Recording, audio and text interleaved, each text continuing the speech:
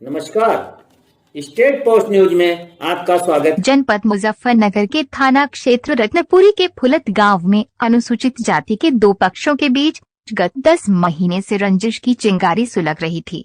छींटाकशी और देख लेने की धमकी लगातार एक दूसरे को दे रहे थे, लेकिन पुलिस मामले से बेखबर रही। दोनों पक्षों में समझौता भी हो गया था। पुलिस का सूचना तंत्र फेल साबित हुआ। दोनों पक्षों में मंगलवार देर शाम खूनी खेल खेला गया।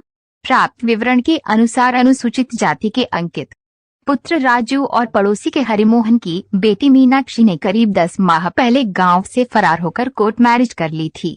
दोनों मेरठ में रह रहे थे। दोनों पक्षों के बीच यहीं से रंजिश शुरू हुई। थाने में तहरीर दी गई थी, जिसमें बाद में दोनों पक्षों के बीच सामाजिक समझौता भी हुआ था। हरिमोहन पक्ष ने अंकित को गांव में नहीं आने की चेतावनी दी थी।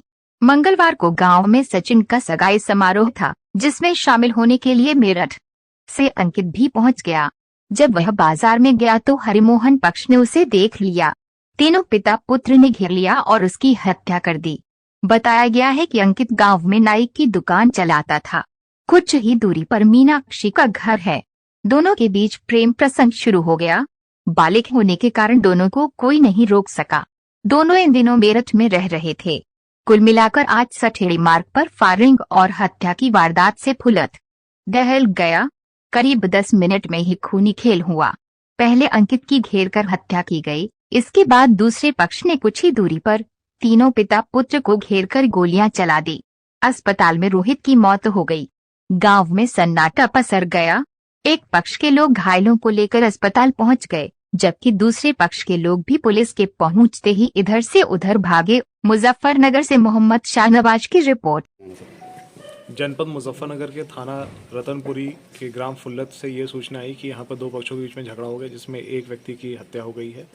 मौके पर जब पुलिस पहुंची तो यहाँ पाया गया कि अंकित पुत्र राजू और रोहित पुत्र हरिमोहन, इन दो लड़कों की मृत्यु हो चुकी है आपस के झगड़े में।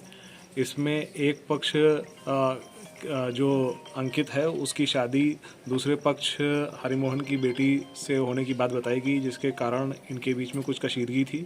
आज जब यहाँ पर ये लोग किसी समारोह में आए हुए थे तो इनके बीच में कुछ अनबन हो गई, जिसमें बाद में झगड़ा बढ़ गया और इसमें फायरिंग की भी सूचना। इसमें 2 लोग घायल हैं जो अभी अस्पताल रेफर कर दिए गए। इसमें 3 लोग पुलिस द्वारा गिरफ्तार कर लिए गए हैं।